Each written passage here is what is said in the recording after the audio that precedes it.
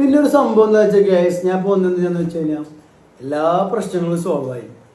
ഇപ്പം മണവാളിൻ്റെ ആയാലും എല്ലാ ഈഗിൾ ബ്രോയിലും എല്ലാ പ്രശ്നങ്ങളും സോൾവ് ആയി. ഈ സീക്രട്ട് ഏജന്റ് എന്ന് പറഞ്ഞ വ്യക്തിക്ക് എന്താണ് പ്രശ്നം? ബ്രോ കാറിൻ്റെ ഉള്ളിൽ നിന്ന് കുറേ വീഡിയോസ് നമ്മളെ കുണച്ചുണ്ടാക്കി. പക്ഷെ ഒന്നൊന്നല്ല 2-3 വീഡിയോ ഞാൻ കാണുന്നു. അപ്പോൾ എന്താണ് നിങ്ങളെ പ്രശ്നം എനിക്കറിയില്ല.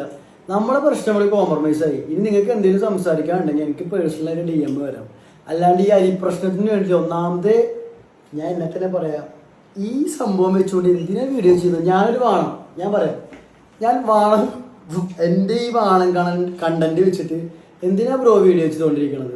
ബ്രോന് അരി പ്രശ്നമാണ്, ഞങ്ങളുടെ പ്രശ്നം സോൾവ് ആയതാണ്.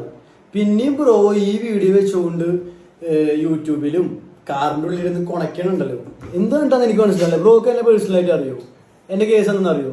ഈഗിൾ ബ്രോ ആയിട്ടുള്ള പ്രശ്നങ്ങൾ എന്താണെന്ന് അറിയോ? ഒന്നും അറിയില്ല. ബ്രോ കാറിൻ്റെ ഉള്ളിൽ കയറിയിട്ട് ലൈവിട്ട് കുണച്ചോണ്ടിരിക്കുക, കുറെ പൊക്കി പറയുന്നുണ്ട്, എല്ലാ കാര്യങ്ങളും ചെയ്യുന്നുണ്ട്. ബ്രോന്റെ പ്രശ്നം എന്താണെന്ന് എനിക്കറിയില്ല. നമ്മുടെ പ്രശ്നം സോൾവ് ആയി. ഇനി ഈ കണ്ടന്റും പിടിച്ചുകൊണ്ട് നിൽക്കല്ലേ ബ്രോന്റെ കാര്യങ്ങൾ ബ്രോ ചെയ്യും. ഓക്കെ, ഇനി ഇതിൽ കൂടുതലാണ് എന്താ പറയാ, എനിക്കൊന്നും പറയാനില്ല. ബ്രോന്റെ അടുത്ത് എനിക്ക് സഹതാപം മാത്രം. ഓക്കെ, ഇനി ഇത് വെച്ചുകൊണ്ട് റീച്ച് ഉണ്ടാക്കാനാണ് ബ്രോന്റെ ഉദ്ദേശമെങ്കിൽ റീച്ച് ഉണ്ടാക്കാം. മനസ്സിലായില്ലേ? നമ്മൾ ഈ കേസ് വിട്ടു, എല്ലാ കേസും നമ്മൾ വിട്ടു നമ്മൾ പരിപാടിക്ക് വരികയാണ്. ബ്രോക്ക് മാക്സിമം ഇതിൽ അരിയാണ് പ്രശ്നമെങ്കിൽ ബ്രോന് അരി കൊത്താം പ്രാവിന്റെ പോലെ.